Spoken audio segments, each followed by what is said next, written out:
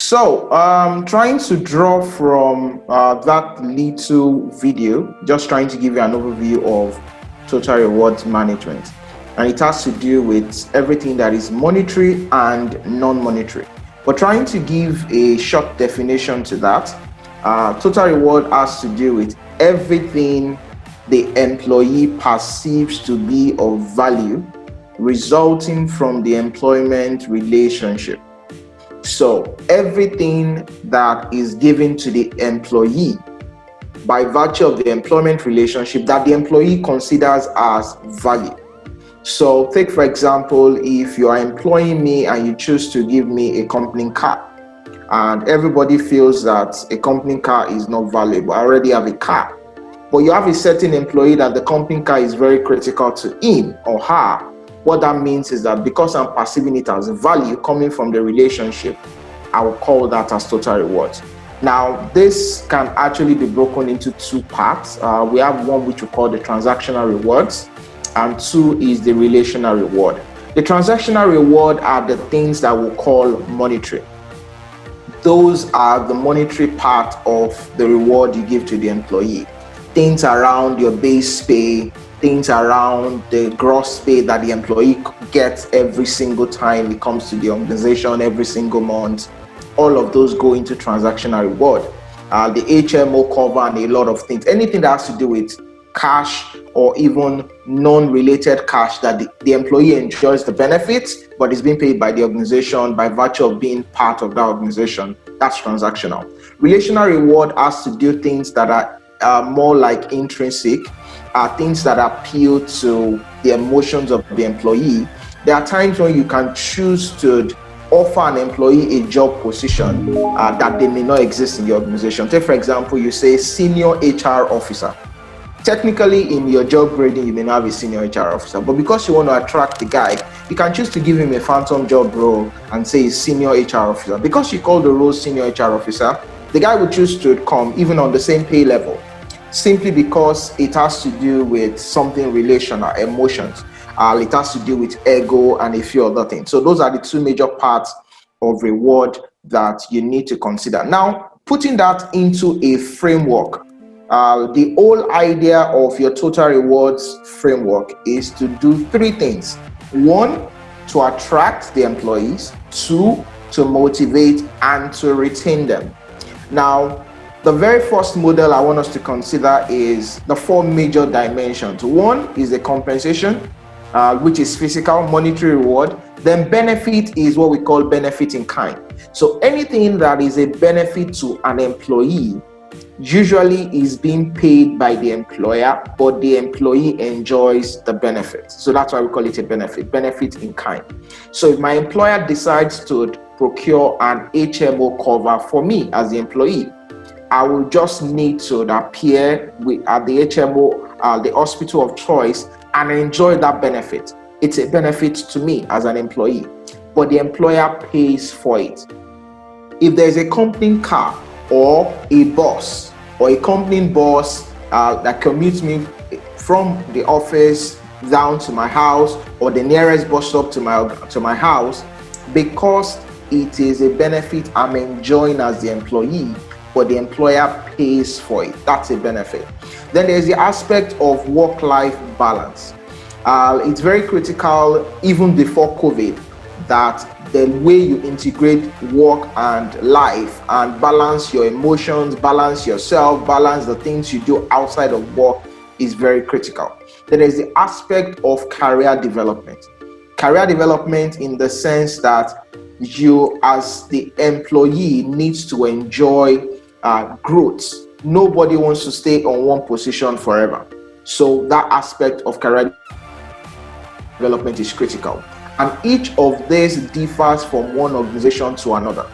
How an organization decides to put all these total rewards mixed together determines their own total reward strategy.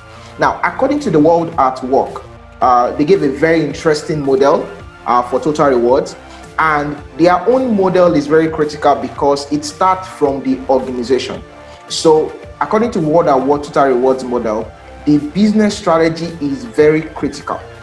to deciding the total reward strategy. So there is a correlation between the business strategy, the organizational culture, the human resource strategy. Then all of this now determines the total reward strategy. So take, for example, an organization that is a startup. Their HR strategy will be completely different from an organization that is already at the growth phase. So if you look at a startup, what they will be interested in terms of people strategy or HR strategy, and by extension their total reward strategy, how they are going to pitch the pay and everything will be completely different if you pick an established organization that is already in the growth phase. For most established organizations, they would have a lot to offer the employee. But for somebody working in a startup, it is at a risk state because nobody knows whether it's going to break even or not. So it's very critical in designing the total reward strategy that the understanding of the business strategy is critical, the HR strategy is critical, and it now drives into the total reward strategy. Now, according to the WORLDATWORK, they broke down the reward model into 5 parts. 1, compensation, that's the cash. 2, benefit. 3, work life. Now they added another dimension called performance and recognition. It's very critical that employees want to know, how are you going to measure my performance on the job? It's very critical because I want to be sure that when I perform, you would recognize me. And the last part is development and career opportunities. So every employee wants to be interested in growth. I've had cases of individuals working for multinationals because they are heavy on growth, they are heavy on development. They may not be heavy in terms of cash, in terms of monetary pay, but in terms of developmental opportunities, ability to work from one location to another, even within the country and outside of the country, they may be very heavy. So my own choice as an employee may be looking at the organization in terms of all these 5 criteria, and the organization as well can design their total reward strategy looking at each of this. So take, for example, if I pick a financial institution, most financial institutions in Nigeria everybody knows them as having a lot of cash. But when you look at it in terms of work-life balance, you may not be able to say anything about a financial institution in terms of work-life balance. You may not be able to say much in terms of developmental opportunities, because when you look at the job grading for most of those organizations, somebody comes in as an a banking officer, or maybe a trainee, executive trainee, and before he becomes a banking officer, he may actually be an AB or assistant banking officer, may have banking officer 1, 2, 3. So by the time you look at that hierarchy, before you get to the top, it may be so massive. But compare that to a startup that has a flat structure, and you're coming in as a officer, and maybe everybody in the officer and in the organization is just about less than 20. You can easily have access to the MD compared to working in a financial institution that you may, throughout your entire work career, maybe 10 or 20 years, you may not have access to the AGM. So depending on the way the organization is, it all goes into attracting the employee, motivating and retaining them. Then comparing the generational gaps of employees. What is important to each employee is different at each of their levels. What you would use to attract a baby boomer is completely different from what you would use to attract a millennial, compared to a Generation X or even a Generation Z, because their interest level differs. But as the total rewards is being created for each organization, you must be able to recognize what category of employees do we need, because all of this will go into giving satisfaction and engagement to your employee, and as a business you will be able to achieve performance and result. Because if you are not able to attract the right side of employees, or motivate your employees, or retain your employees, there is no way you can be able to have a satisfied workforce that would be able to drive performance for the organization. So that's very critical in terms of the reward model according to the WORLDATWORK. So when we now talk about a total reward strategy, it is actually the total compensation and reward approach an organization chooses. So it's a function of the organization deciding the approach they want to use to best attract, retain, and motivate its workforce. So there is no one-size-fits-all total reward strategy. Organization A that is a startup cannot use a strategy that an organization in the growth phase would use.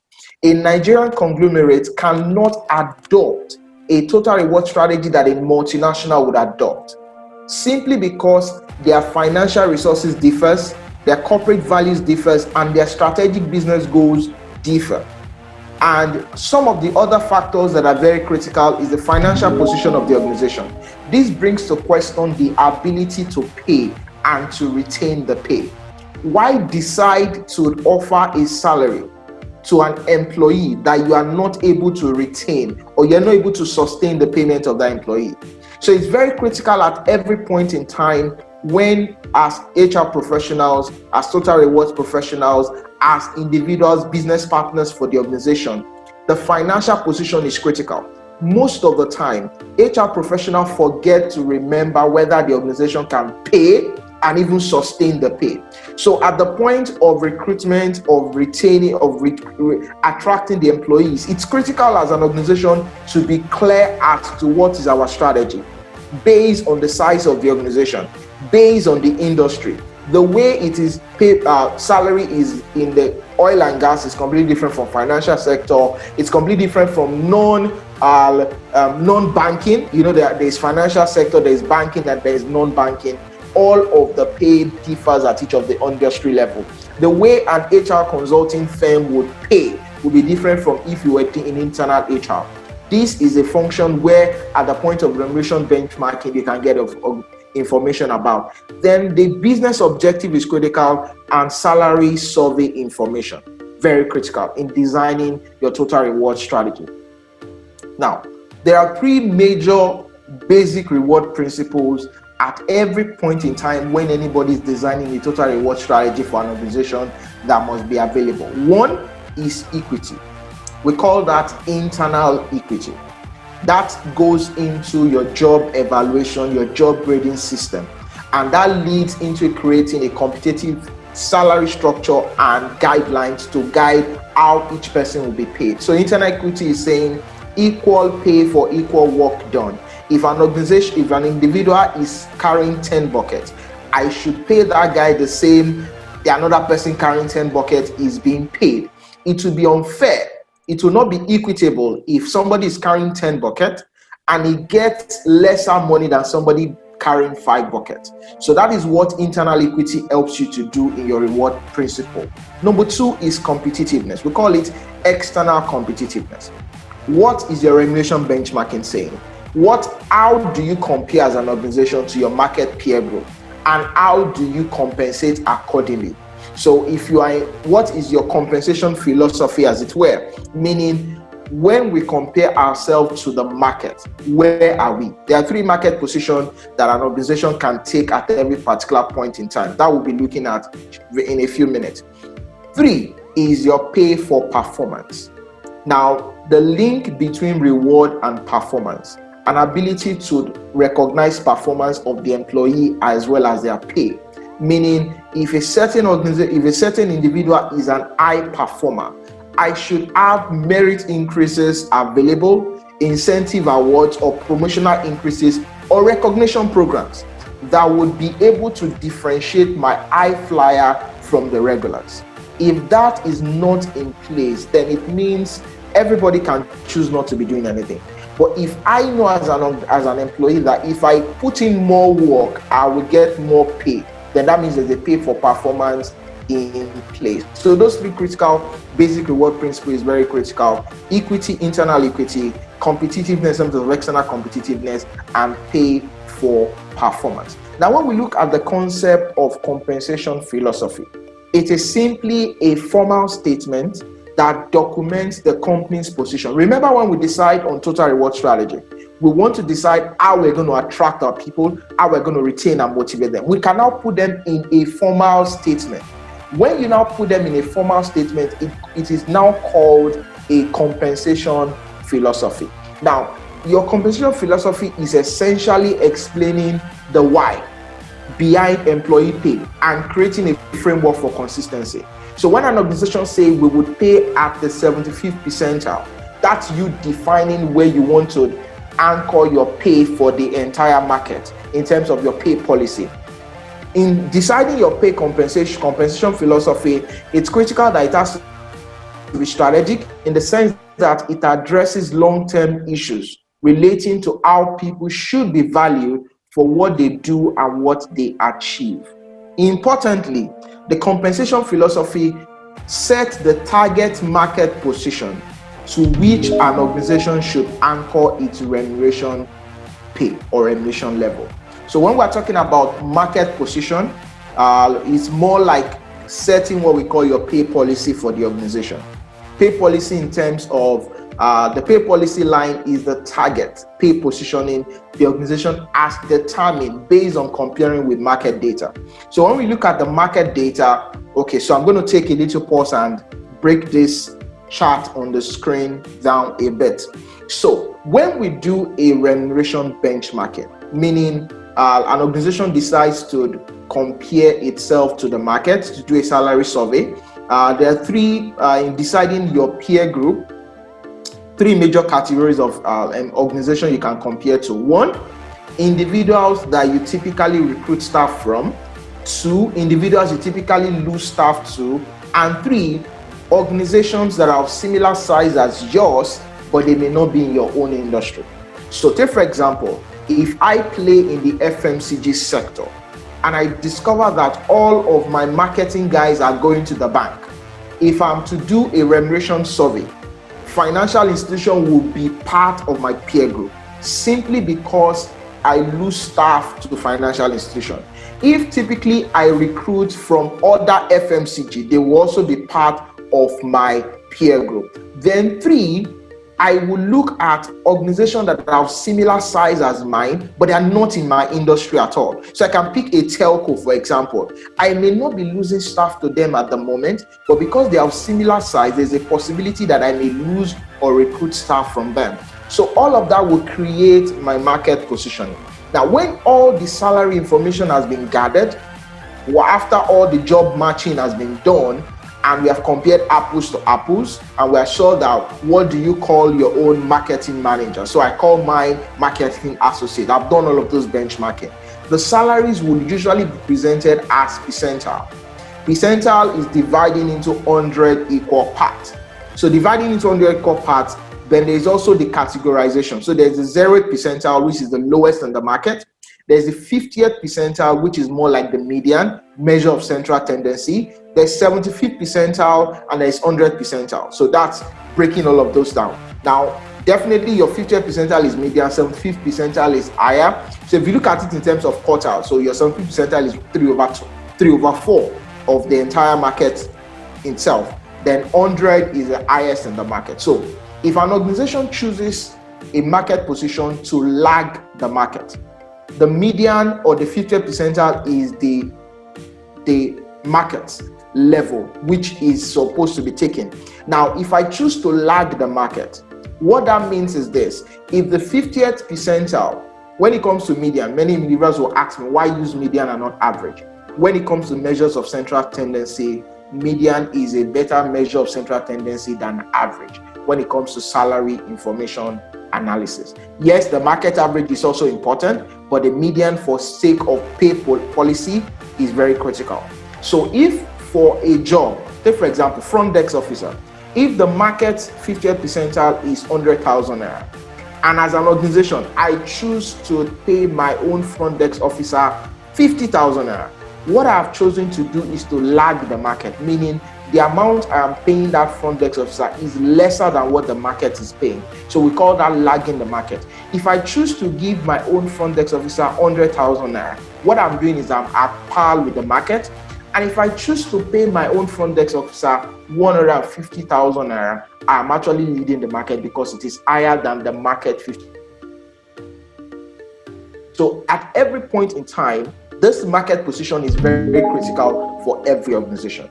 So when an organization say our compensation philosophy is to pay our staff at the 75th percentile in terms of compensation, and in terms of benefit would be at par with the market. What it means is this: the organization has decided ahead of time that at every point in time, their pay must be leading the market, while their benefit would be at par with the market. Now, this would only be maintained when they organize constant remuneration survey. Usually for a typical organization, you should be able to do remuneration survey between 2 to 5 years, depending on your ability to be able to conduct that exercise. But if you did it well the first time, there are some organizations that do remuneration survey every single year, because they need to do cost of living adjustment, they need to do a lot of adjustment and a lot of things. They want the pay structure to be moving with the market. So each of these market positions can be taken at any point in time by any organization.